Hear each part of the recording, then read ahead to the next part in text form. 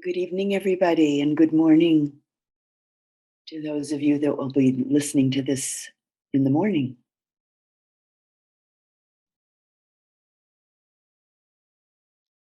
And we'll begin our Dhamma talk evening in the usual way, chanting the refuges and the precepts together.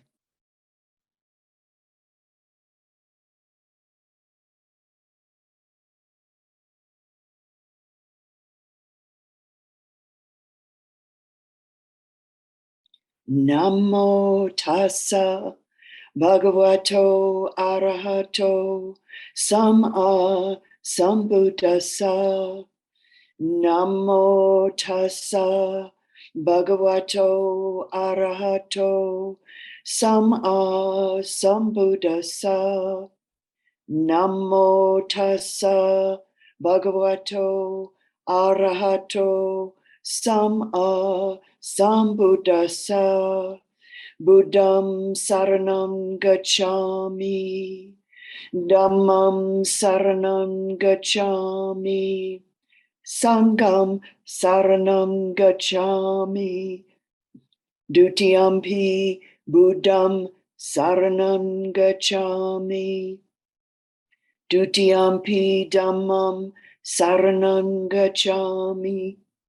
Dutiyampi sangham saranam gacchami. Tatiyampi buddham saranam gacchami. Tatiyampi dhammam saranam gacchami. Tatiyampi sangham saranam gacchami. Panatipata veramani sikapadam samadhiyami.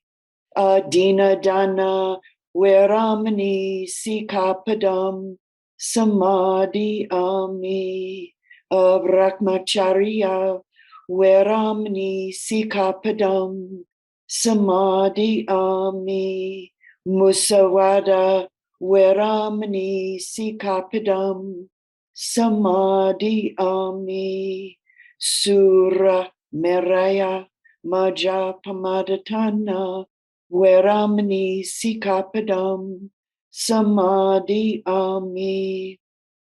Vikala bhojana veramani sikapadam samadhiyami. Nacha gita vadita visukadasana malaganda vilepana dharana mandana vipusanatana veramani sikapadam samadhiyami. Ucha sayana mahasayana veramani sikapadam samadhiyami. Idam me silam maga palanyana sa pachayo otu.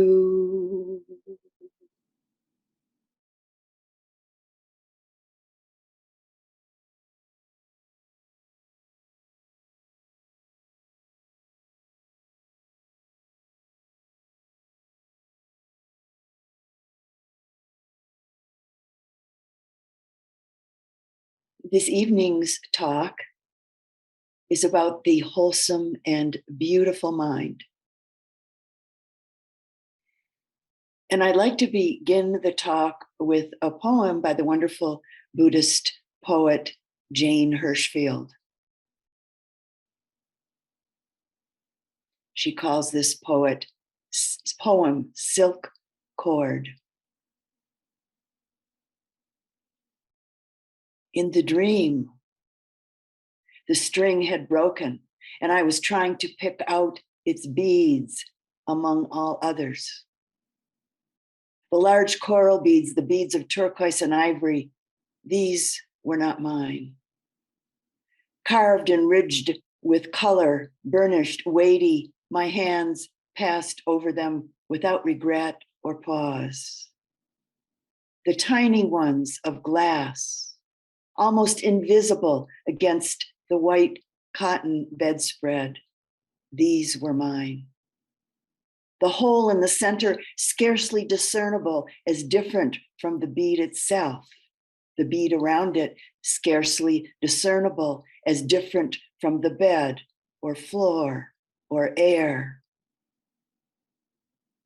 With trembling fingers, I lifted them into the jar, my other hand cupped closely to one breast.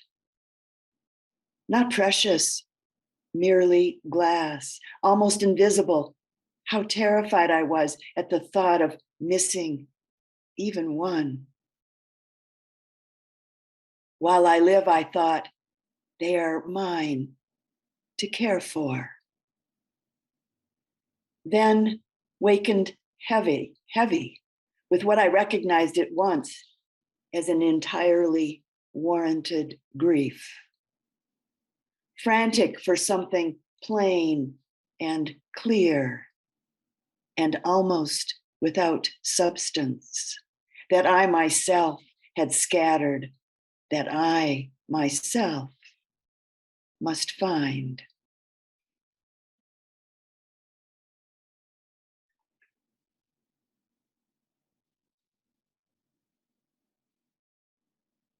So the wholesome and beautiful mind that we ourselves must find,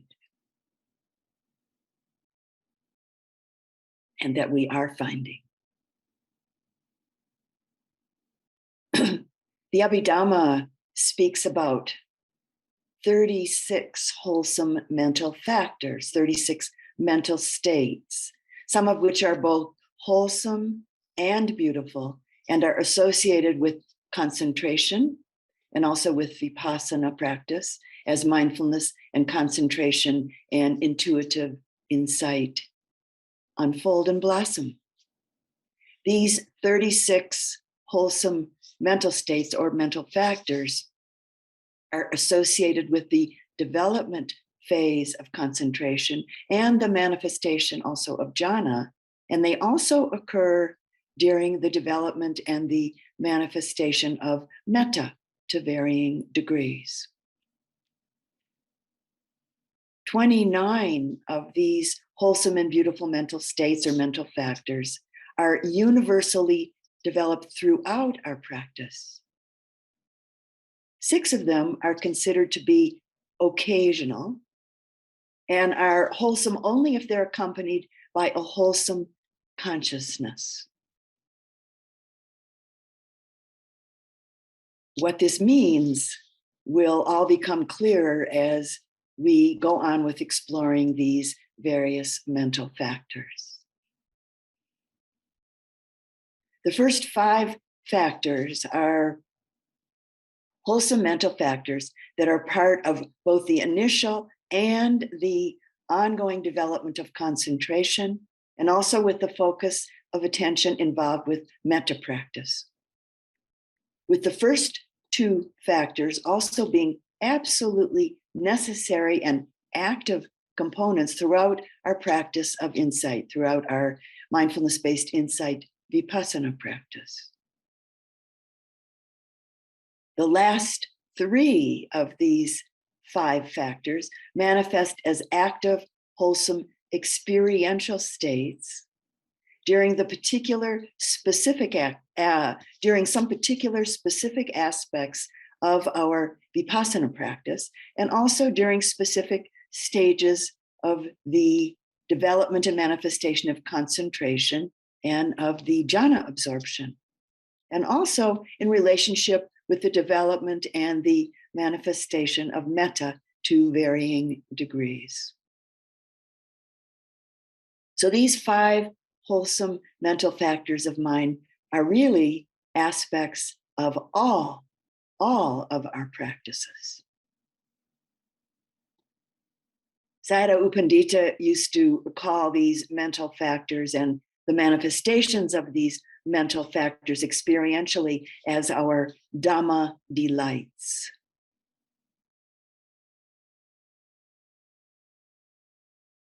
These first 5 wholesome factors of mind are aspects of practice that each of you are currently experiencing without a doubt, to varying degrees right here and now in this very retreat.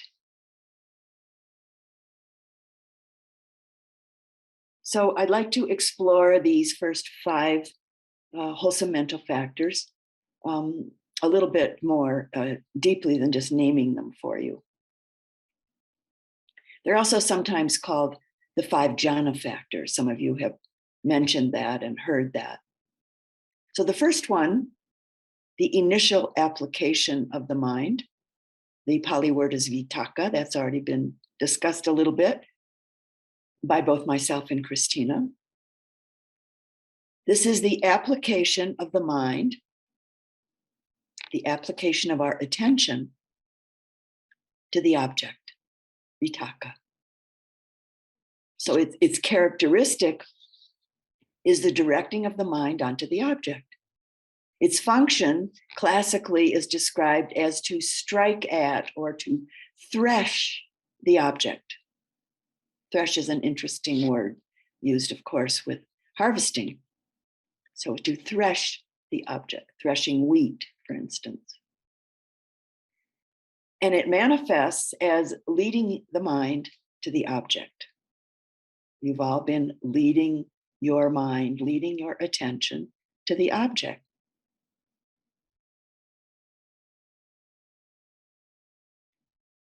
And the object itself is what's called the proximate cause for this initial application, the proximate cause for vitakka. As a jhana factor, it's the absorption of the mind into the object. And vitakka has the special task, we could say, of inhibiting the hindrance of sloth and torpor, inhibiting the hindrance of sleepiness and lethargy. Vitakka can be experienced and understood as intention, right intention, as in the Noble Eightfold Path. And vitakka is both a wholesome and a beautiful mental factor. It's wholesome and beautiful only depending on what it is attending to. We can certainly direct the mind, the attention of the mind to various unwholesome experiences, activities, objects, etc. We've all done that. I once, many years ago, when I was teaching at the Forest Refuge, had a student who was a professional gambler. And he was very honest, much to his credit. He was very honest and direct about the fact that he was practicing concentration meditation because it helped him be a better gambler. He wasn't pretending anything. That's what he was doing it for. He was like a character out of a movie. He was amazing. I'd never met anybody like that. And I suspect he was a really terrific gambler because he was a terrific concentrator. And he knew that it was going to help him. So he was devoted and dedicated to developing concentration as to great a degree as possible. I thought it was quite amazing. I was kind of fascinated by the whole situation. And he was quite successful. I don't know, he didn't talk about how successful he was as a gambler, but I'm sure he was, as I already said, quite successful. So the wholesomeness of it really depends on what we're directing our attention to and the motivation behind it, of course. The second of these 5 factors of mind, potentially wholesome and beautiful factors of mind, also called jhana factors, as I've already mentioned, is the Pali word is vichara. And that translates as sustained application.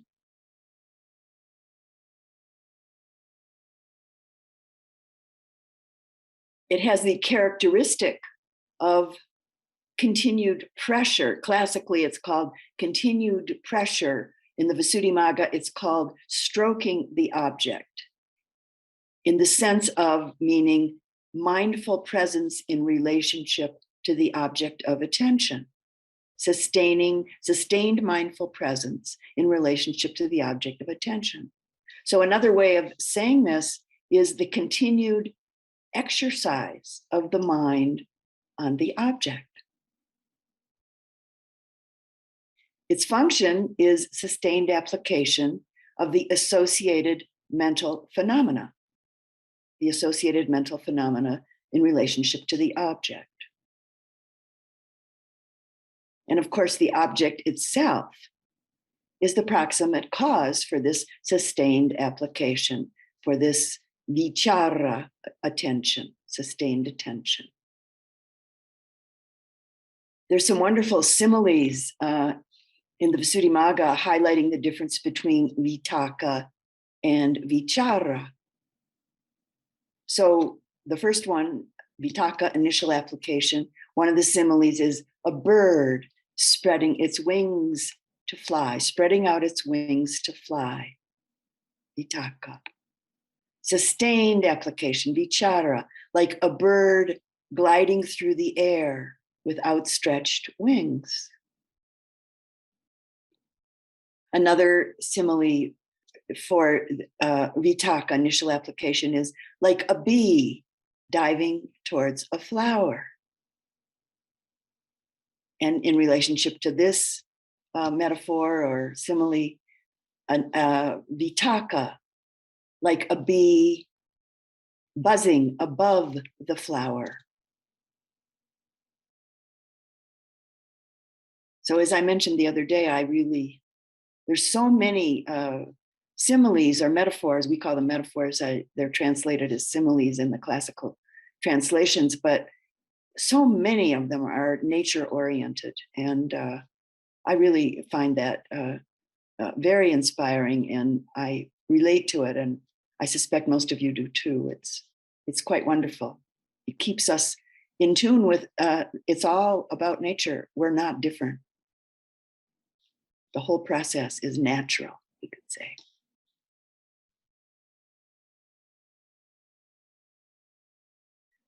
In deep concentration and jhana, vichara serves to temporarily inhibit the hindrance of doubt.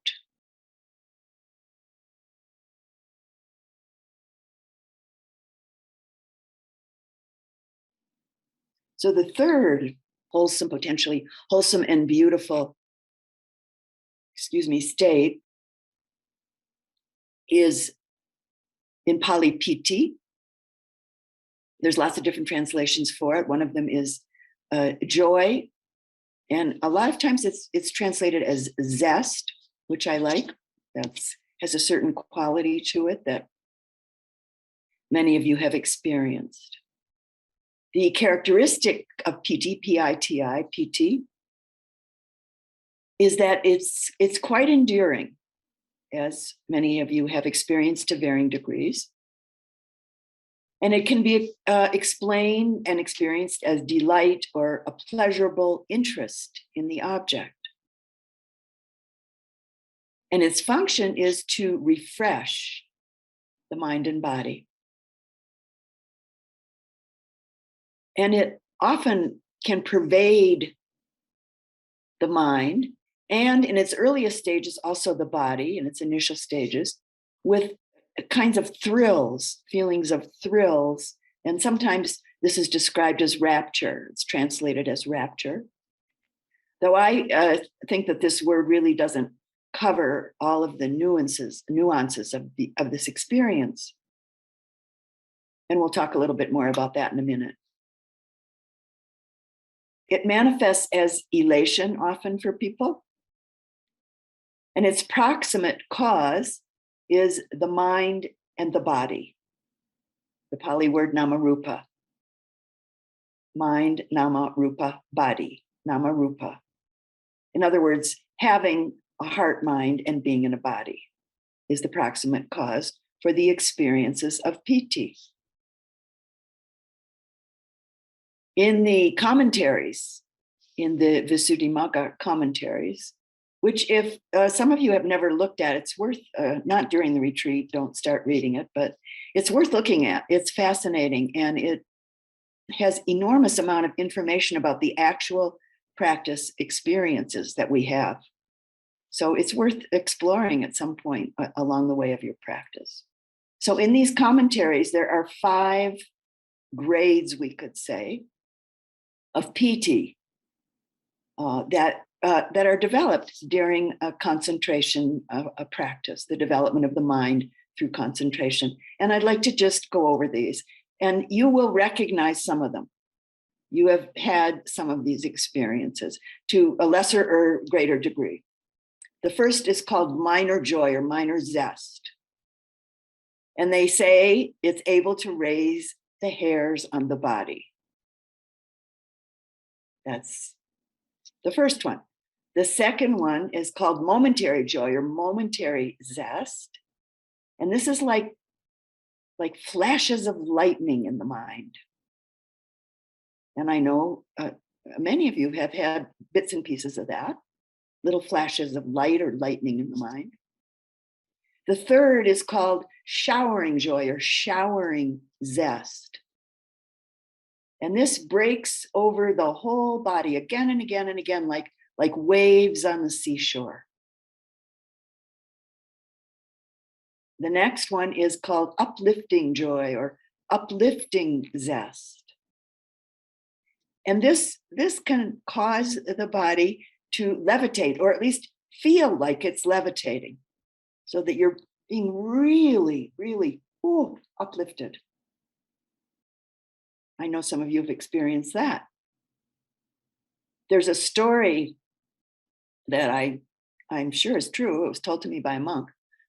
He didn't lie because he took the precept of right speech. And anyways, he was a monk, had been a monk for many years. He wasn't lying.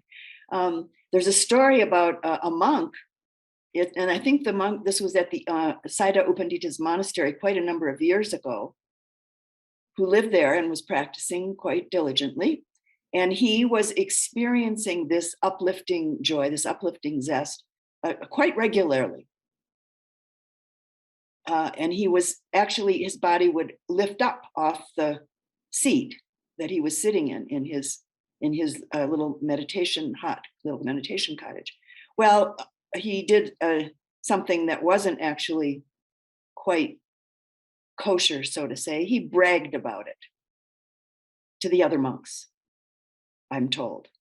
So the other monks, they were so fascinated, and none of them were having that experience, and they wanted to see it happen. They didn't know if they believed it or not. So they asked him, could they watch? Could they see it? He said, sure, yeah. Come to the window of my kuti, my little meditation hut, at such and such a time, such and such a day, on such and such a time. Look through the window, and you'll see it. So he went into his meditation, concentration, and was there. He was, and he was concentrating, and his body, it would lift up and then fall over. I was told he'd go up, up, up, up, up, up, and then fall over. And he did that. It happened a couple times, and he put on this show for the monks, and they were happy to see it. Anyway, it's a possibility, but don't brag about it. That's not a good idea. Keep it to yourself. You could tell your teacher, but that's probably the only one. Okay, so the next one, pervading joy or pervading zest. And this experience is like a flooding of the whole mind and body with a wonderfully refreshing, bright elation. Like it's often described, and it's described in the Visuddhimagga, like a flood that fills a cavern.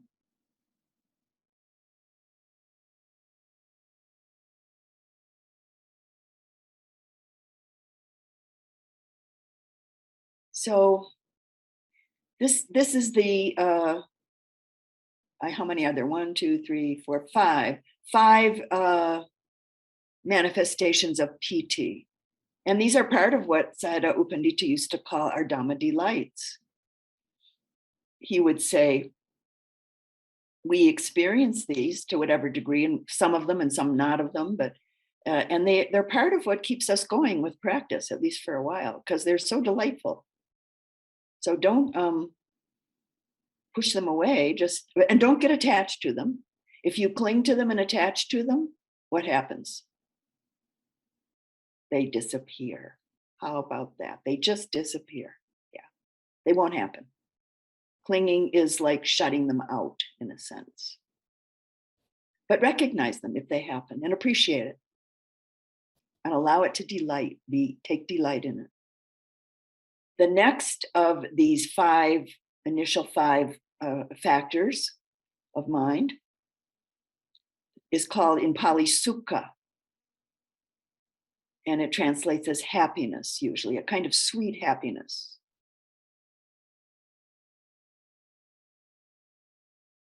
As a jhana factor, and also as a developing factor of concentration, especially as it's developing more deeply, it's a very pleasant and easeful, joyful mental feeling.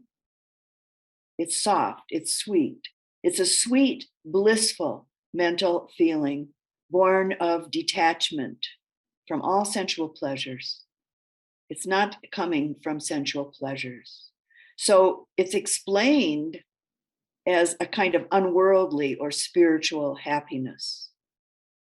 And it counters the hindrance of restlessness and worry. And it's very, very easy to get attached to because it is so sweet and so pleasant. At one point, I told my teacher that this one I had to be really, really careful of because it was so easy to get attached to.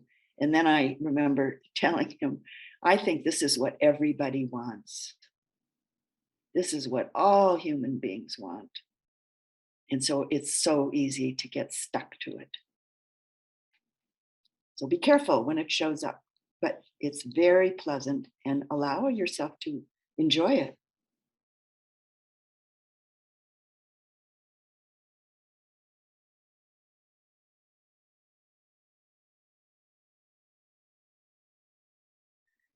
PT and sukha are closely related, but they're definitely not the same.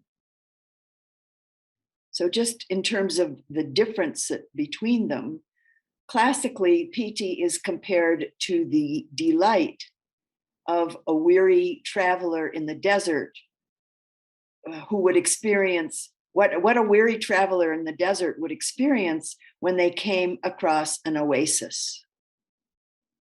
That's how PT is kind of defined in this context. And in this context, sukha is defined or compared to this weary traveler's pleasure after bathing and drinking water at the oasis. So they're related, but they're not the same. You can imagine yourself as that weary traveler. The last of these five mental factors, wholesome and beautiful mental factors, is in Pali ekaggata, which means one-pointedness, translates as one-pointedness. A one-pointed state, we could say. And this mental factor is the primary component in all developing samatha. And we could say that it is the essence of concentration. It's the essence of samatha. It's the essence of samadhi. One-pointedness, ekaggata. One-pointedness temporarily inhibits sensual desire. And it is also a necessary condition, actually, for any meditative attainment. The function of ekaggata is that of closely contemplating the object, which is the most salient and the most obvious characteristic of a developing concentration, and also the development of jhana. It's not about investigating, but being mindful of, and in this translation, it's called contemplating the object, being mindful of the object, but not with a lot of investigative attention. But ekaggata cannot perform its function on its own. It's actually, in terms of the degree of development of a deep development of ekaggata, it's the last of the 5 that's developed to a great degree. And it's dependent to function. It has to have the other 4 factors, other 4 mental factors that we've just explored in place in order for it to function. Each of the other 4 performing its own special function. Vitakka, applying the attention; vichara, sustaining the attention; piti, experiencing delight in the object; and sukha, experiencing a sweet happiness in the object.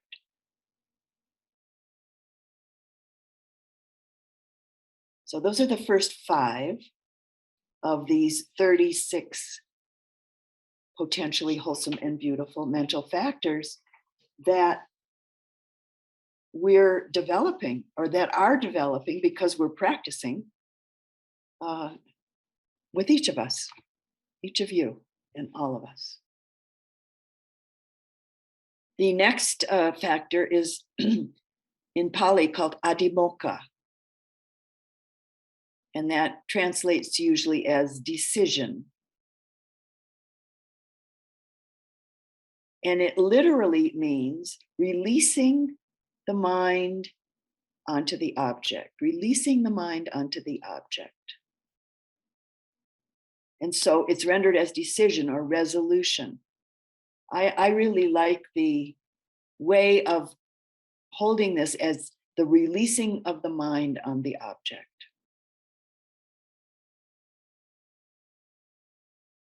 It has the characteristic of conviction and the function of not groping around. And so it manifests as decisiveness, or sometimes I like to say clarity. It's not rigid, but it has the quality of decisiveness and clarity. Its proximate cause is that it needs something to be convinced about. So you're convinced about your practice, doing your practice, and convinced about the process, you're on the way with adhimokkha. Classically, it's been compared to a stone pillar, owing to its unshakable resolve regarding the object. The next of these states of mind is in Pali virya, or energy as it's translated. And this is the state or the action of one who's vigorous. Its characteristic is supporting, exerting, mobilizing. And classically, the word marshaling is used. I sometimes don't use that word because it sounds a little militaristic, but we can look at it from a different perspective, and it makes sense. Its function is to support the states that it's associated with. So energy, supporting the states that we are experiencing and that are developing. So supporting the states that it's associated with. And it manifests as non-collapsing. So the mind, heart, non-collapsing, not collapsing. The proximate cause of this energy is a sense of spiritual urgency, which we talked about the first night of the retreat. So that's approximate cause, but there are other causes, certainly. Some ground for arousing energy. So interest, inspiration, maybe from a teacher, or the inspiration we get from other Dhamma students that we're associated with, enthusiasm that comes from that interest and the inspiration. All of this rooted in our own experience, and maybe also rooted somewhat in some study that we've done that brings interest and inspiration and enthusiasm, and maybe also stimulates a spiritual urgency, samvega. So virya, energy, that stirs one towards a vigorous action, meaning in this case, a vigorous action to practice. The next quality, or the next, quality, characteristic, the next factor of mind is wholesome desire. And it's important because often Buddhism is misunderstood as all desire is bad. That's not true. So there's wholesome desire, and the Pali word for that is chanda,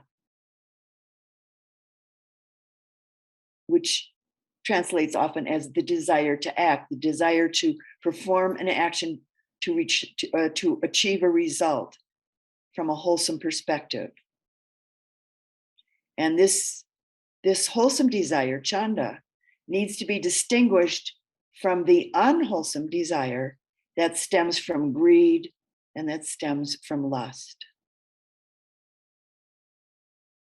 Chanda is a wholesome desire when it's associated with various wholesome intentions. And of course, it functions as the virtuous desire to achieve a worthy goal, as within our practice and other aspects of our life as well. And in the Visuddhimagga, there's a wonderful metaphorical explanation of chanda. It's spoken of as the stretching forth of the mind's hand toward the object. The stretching forth of the mind's hand toward the object. What a beautiful metaphor.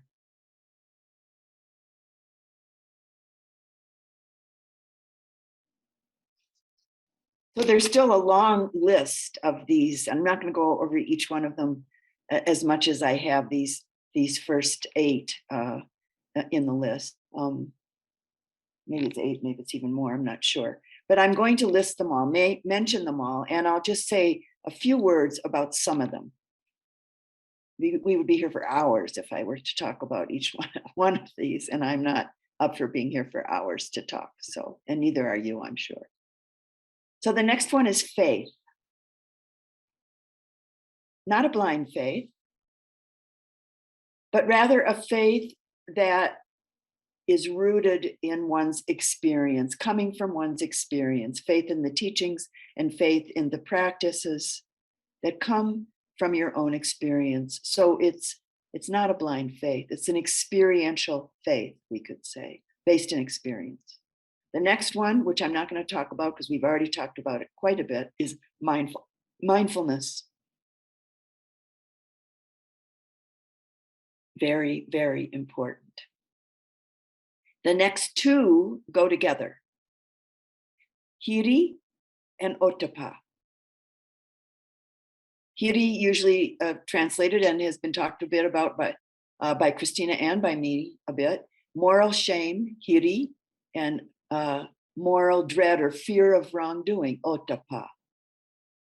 And it's rooted in the heartful consideration towards non-harming others or not harming oneself, hiri ottappa. The next two are listed as non-greed, non-hatred. And the next one is called neutrality of mind. So what is neutrality of mind? Neutrality of mind is what develops out of a developing and then profound equanimity.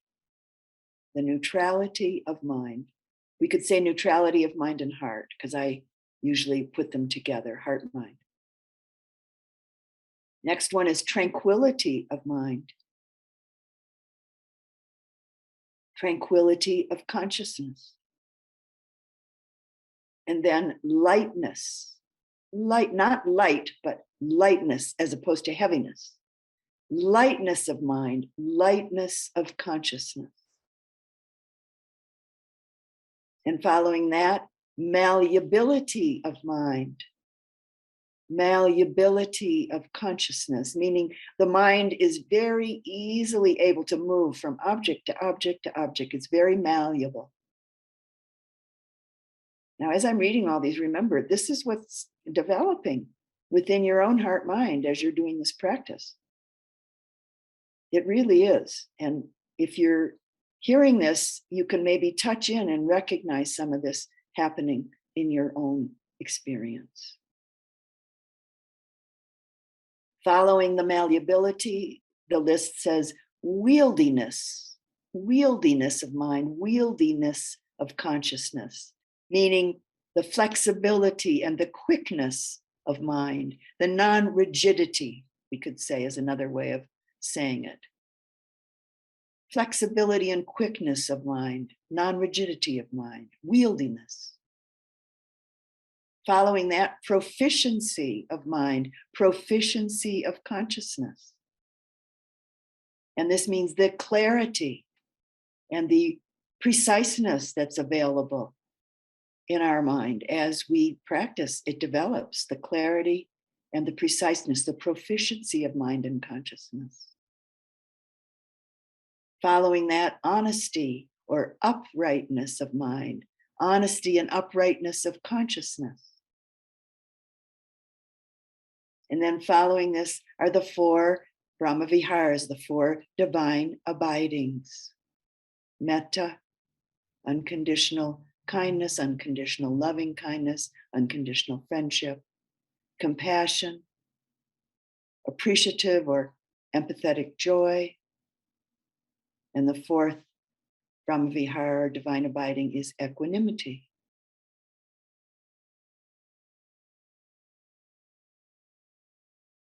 And following these four divine abidings is non-delusion, which we'll talk about just a little bit in a few minutes.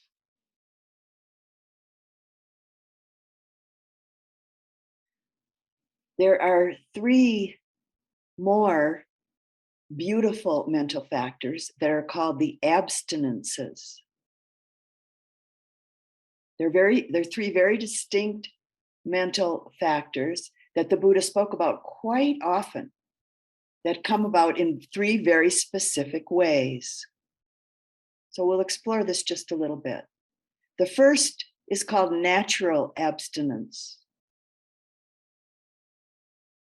And this is the abstinence from mental and physical deeds that cause harm, classically called evil deeds. I don't usually use that word because in English it's a kind of an archaic way of speaking of it. But deeds, mental and physical deeds that cause harm to ourselves and others. And so when the opportunity arises to engage in them with this natural abstinence, due to our various conditions that we've grown up with and through and from, our social position, our age, our level of education, et cetera, we have natural abstinence, all of us to varying degrees. We abstain from deeds that cause harm. in a natural way.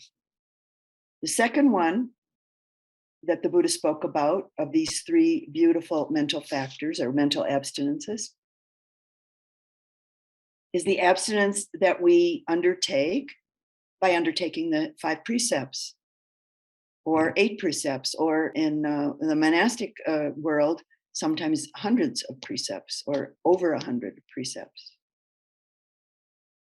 The commitment to live one's life observing the precepts. That's one of the specific ways that these abstinences manifest. So abstaining from killing, abstaining from stealing, from lying, from sexual misconduct, and abstaining from substances, in engaging with substances that cloud the mind. They're classically called intoxicants. And I'll talk just a little bit more about that in a few minutes. The third abstinence that the Buddha spoke about quite often from his own experience is the abstinence by eradication that comes about through the fruits of engaging in this supramundane path of the purification of the heart and mind.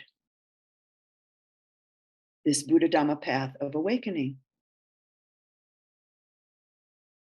What is eradicated is the disposition towards what is eradicated is any disposition, any inclination towards engaging in deeds that cause harm.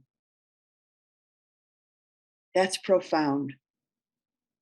Just consider that for a moment. To never even have any disposition, any inclination to engage in any deed that causes any harm. How amazing. How really, truly amazing.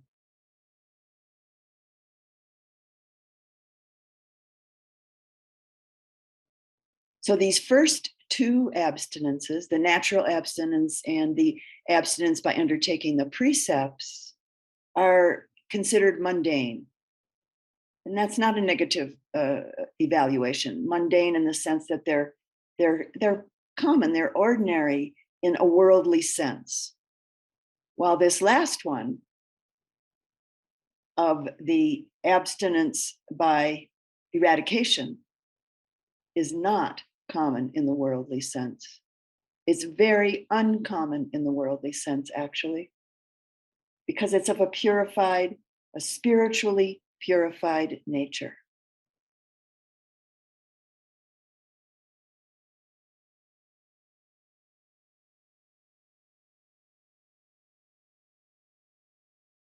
So I'd like to just offer a little bit more exploration about the second abstinence that I just mentioned of these 3 beautiful and wholesome abstinences, the one about undertaking the precepts.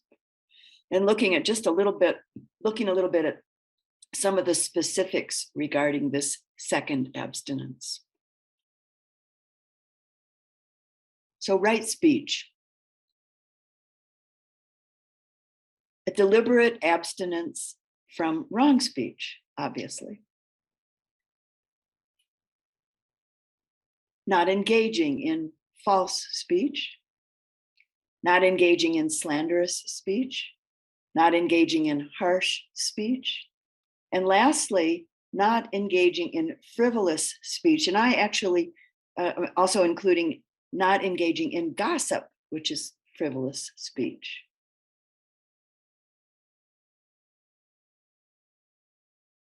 When I was the resident teacher at IMS for staff, everybody there were 21 people in those days. I think they have a bigger staff now, but they all felt that this particular abstinence was the most challenging. Daily life challenging right speech.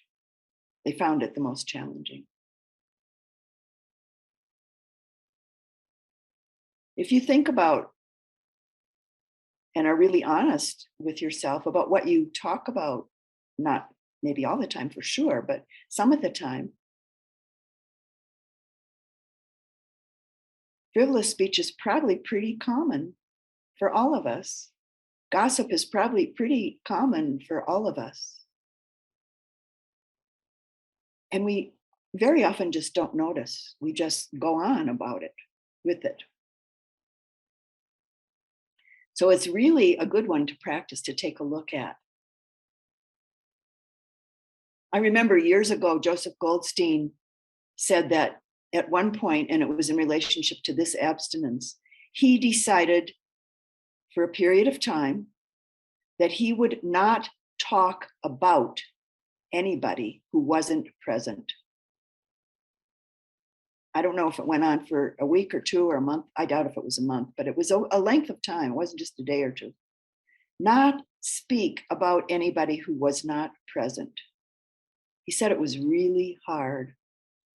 And he found himself having to stop himself many, many times just with this one little kind of way of talking that he felt sometimes was not kind, not fair, and maybe not even true, and sometimes harsh. And he just decided to experiment. He said it was worthwhile, very worthwhile. I'm sure it was, and very challenging.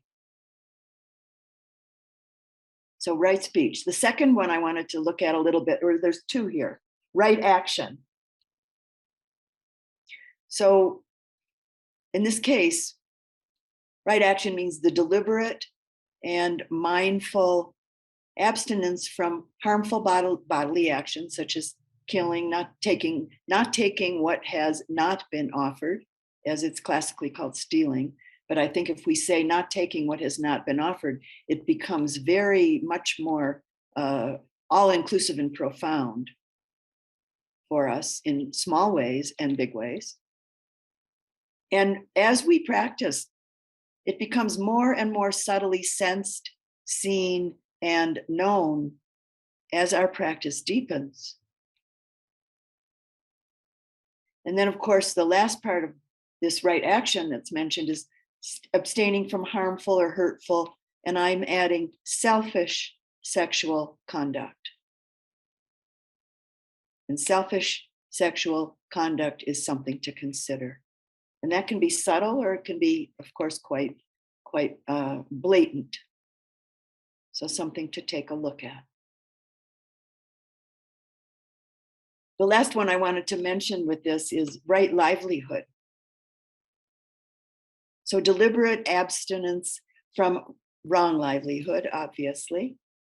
And it's classically spoken of as dealing in poisons and weapons and intoxicants, animals for slaughter, or people being used in unwholesome or harmful ways. And classically, that's listed as slaves. We can say that this aspect of right livelihood is regarding not engaging in work that is selfishly oriented in usury ways regarding all other living beings, humans and otherwise. And that becomes very inclusive and brings us into life as it is here and now for us to observe and explore. As our practice develops and blossoms and matures, we touch into deeper and more subtle levels of intuitive understanding in relationship to each of these abstinences, which then in turn offers us guidelines towards living a more and more wholesome and a more and more beautiful life. These abstinences function as a shrinking back, we could say, from harmful deeds and manifest as the absence from these kinds of actions. The closest and the most pertinent causes for this are the very special and very wholesome and beautiful qualities of faith and of shame of engaging in harmful deeds, the and the fear of wrongdoing, otapa.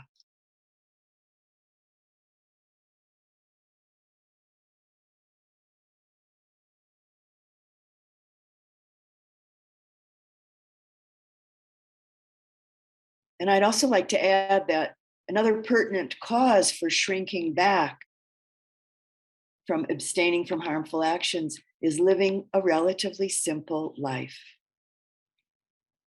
and having few wants and wishes. And I feel that for those of us that are really dedicated to practice, that this quite naturally unfolds. That we're inclining more and more towards a simpler life, and we incline more and more towards having fewer wants and wishes or seeming needs. And this really supports a wholesome life more and more.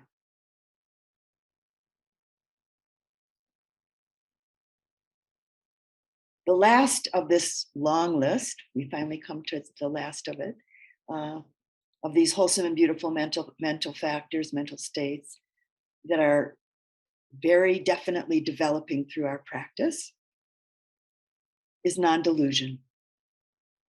And this is the wisdom faculty, the wholesome and beautiful mental factor of intuitive understanding, intuitive insight, which in its essence is really which is the essence, I should say, of our path of practice. As we connect and sense and see and know more and more often, more and more deeply with the three universal characteristics of all phenomena, the constantly changing impermanent characteristic, anicca in Pali, the unsatisfactory or dukkha nature of all phenomena because of its constant changing and impermanent nature, and the not self, not permanent, not static or not solid, and the totally interdependent, always in process, always in constant flux nature of all physical and mental phenomena. Liberation of heart and mind are close at hand. The writer Carlos Castaneda said this: a person of knowledge chooses a path with heart and follows it, and then looks and rejoices and laughs, then sees and knows.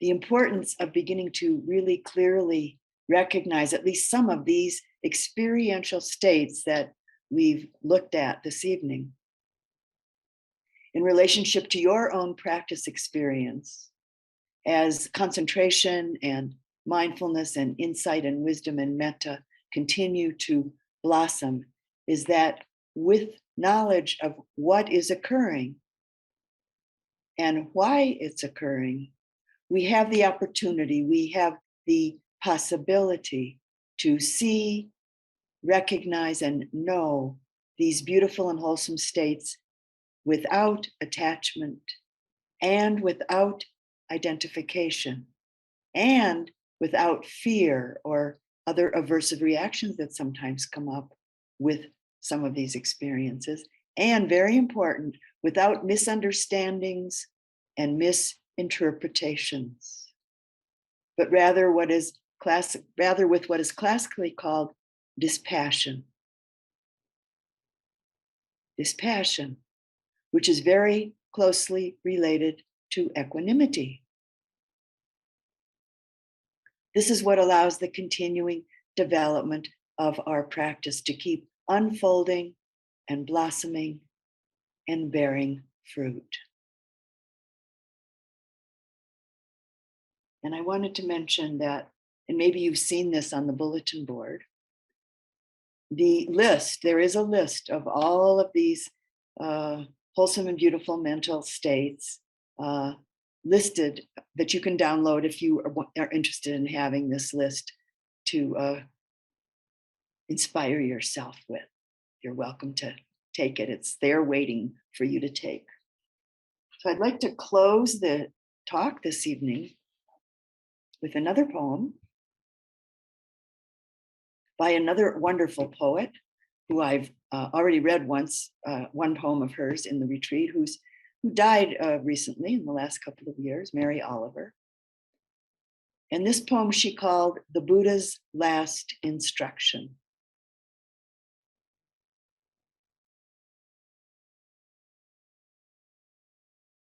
Make of yourself a light, said the Buddha before he died.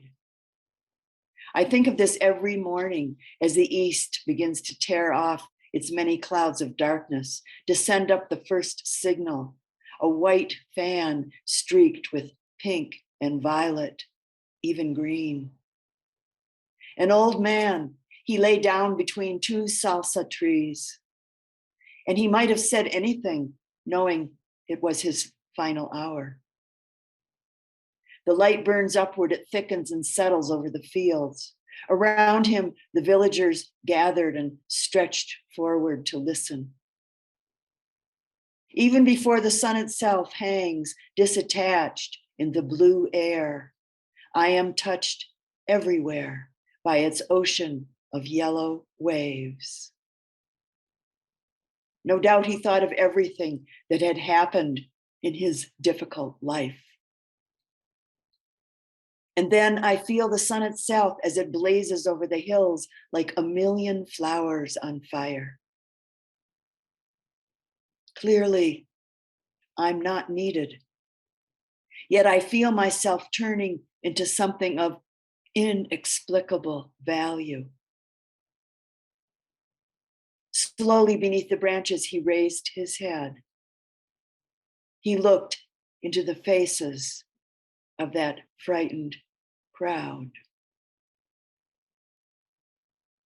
Make of yourself a light, said the Buddha before he died.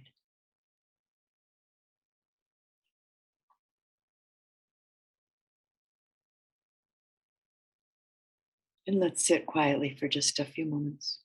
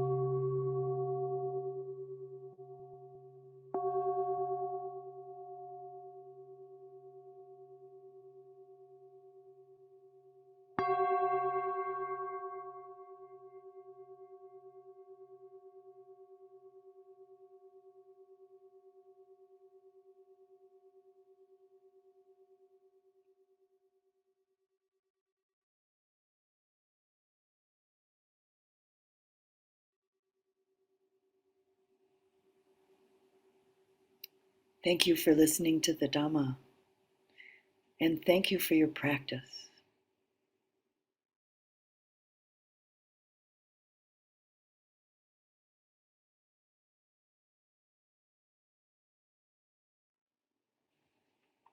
And let's close this Dhamma talk evening as usual, chanting the sharing of blessings together.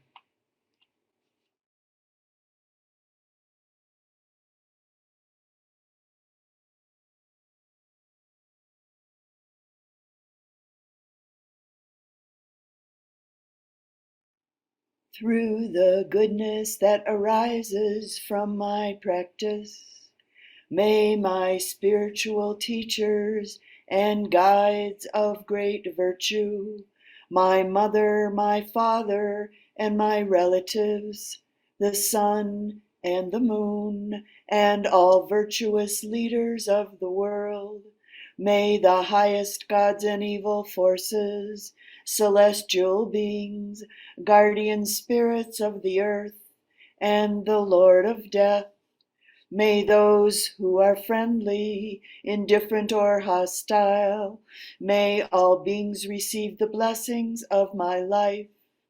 May they soon attain the threefold bliss and realize the deathless through the goodness that arises from my practice and through this act of sharing. May all desires and attachments quickly cease and all harmful states of mind until I realize Nibbana in every kind of birth. May I have an upright mind with mindfulness and wisdom, austerity and vigor. May the forces of delusion not take hold, nor weaken my resolve. The Buddha is my excellent refuge. Unsurpassed is the protection of the Dhamma. The solitary Buddha is my noble guide. The Sangha is my supreme support. Through the supreme power of all these, may darkness and delusion be dispelled.